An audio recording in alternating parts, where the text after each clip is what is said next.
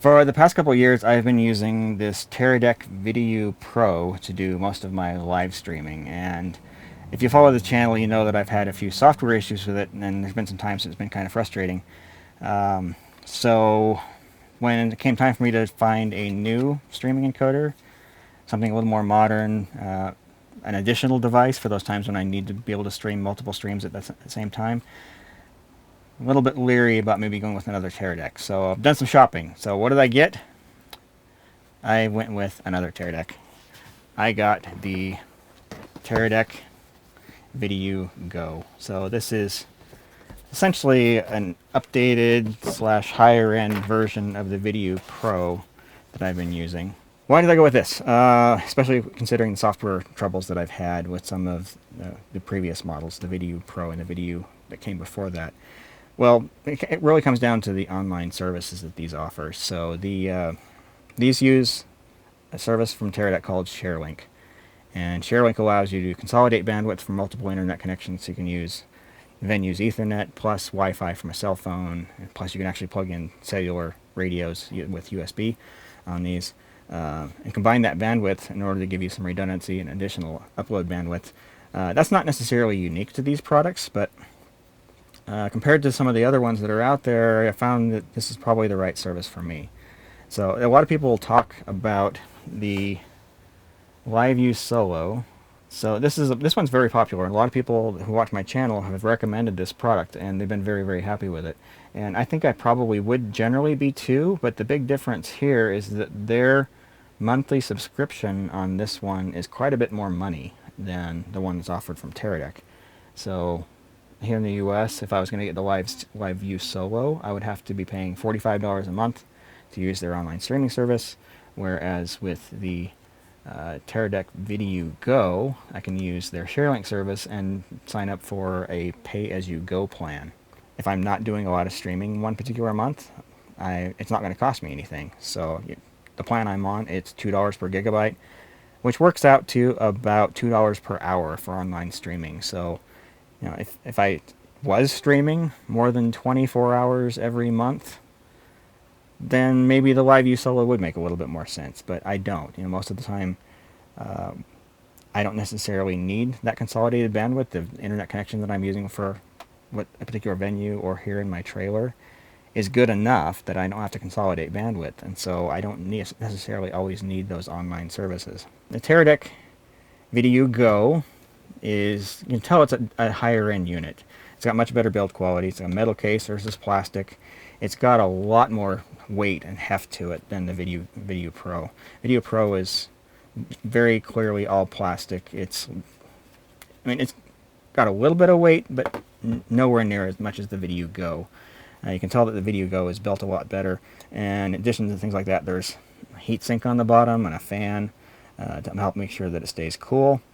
So, and besides that, it's got better connectivity. The VidiU Pro, it only has HDMI for video input, whereas the Go has SDI, which is, as most of you know, is going to be considerably more reliable than HDMI. SDI is just a more reliable type of connection overall.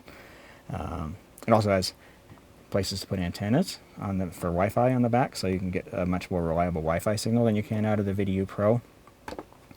It also has more expandability, so in addition to Ethernet and Wi-Fi, these do have the ability to plug in a modem with the USB port, but this one only does one, as this one does two. So these little covers on the sides, you can pull those off, and there's USB on both ends. So you can plug in what they call the node. So you have two of those. You can actually do two cellular connections directly from the device, in addition to Ethernet and Wi-Fi. You can also even pair through a cell phone as well. So you get lots of ways to connect the device and get your data out to the internet for streaming. So both have batteries built in. I haven't really tested the duration that those last, either one, mostly because I don't want to rely on battery. It's nice to have as a backup, but I wouldn't ever necessarily primarily run on battery when I'm streaming. Other big differences, the user interface on the VidiU Go is much faster. You can tell it has a much faster processor in it than the VidiU Pro. Go also supports H.265, whereas this one only supports H.264, so you get the latest streaming standards. However, for that to be useful, you have to use Teradek's Core service, which is only supported by the Go and not by the Pro. So Core is kind of a higher end online streaming portal, essentially. And Core is you can use Core with a Go, whereas you can't use it with a Pro. So both of them support ShareLink, which is simpler and easier to set up, but somewhat limited in its capabilities. But yeah, so you can use the Core with the VidiU Go. And so go ahead and pull some of the other stuff out of the box here and just kind of show you what it comes with. So it actually comes reasonably well equipped. So I've already pulled this out of the box and played with it a little while, so not everything is quite in pristine condition. So there's a USB cable for power. Grab the Wi-Fi antennas, and power brick,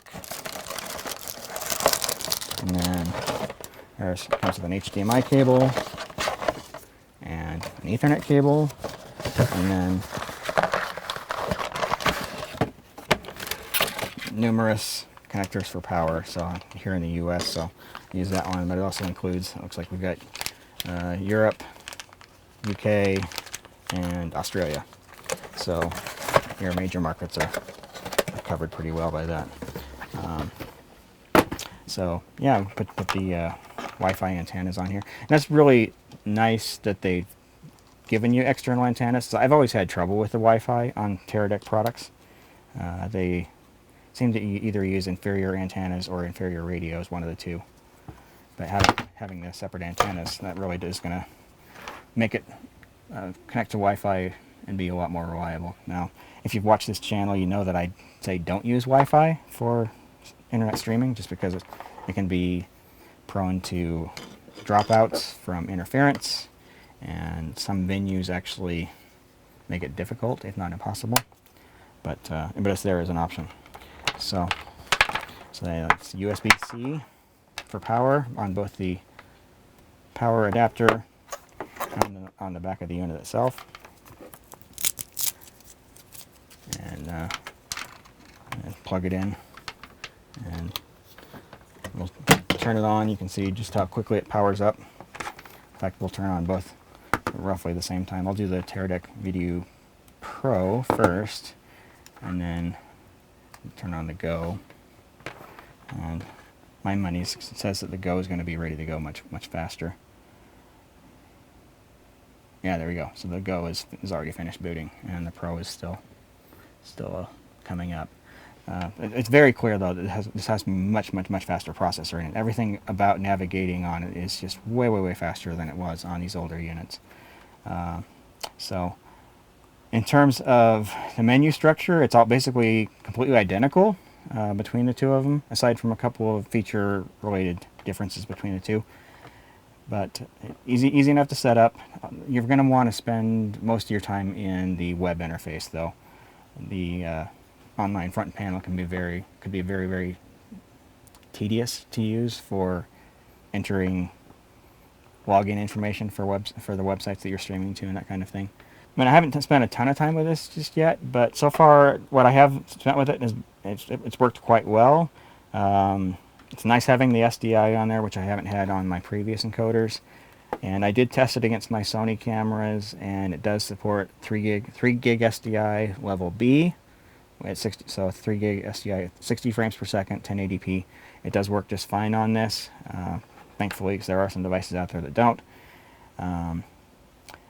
The other big thing I forgot to mention earlier, this actually will stream at a much higher bit rate than the Pro. So the Pro maxes out at 5 megabits per second, and the Go will go up to 12 megabits per second. So you get much higher quality video. If you're in the market for one of these online streaming devices, I would definitely encourage people to be steered more towards the Go versus the Pro. It's just a lot more modern, it's a lot faster, it's just a little more satisfying experience. Plus the additional connectivity that you get, both in terms of video inputs And as far as connections to get out to the internet, it's probably a lot more worthwhile, especially if you need to be using cellular, because they do have those optional node products that you can stick on the sides and actually be using 2 simultaneous cellular connections in addition to Ethernet and Wi-Fi all at the same time. So if you're in a situation where you absolutely have to get your signal out, the Go is a better way to go, for lack of a better term.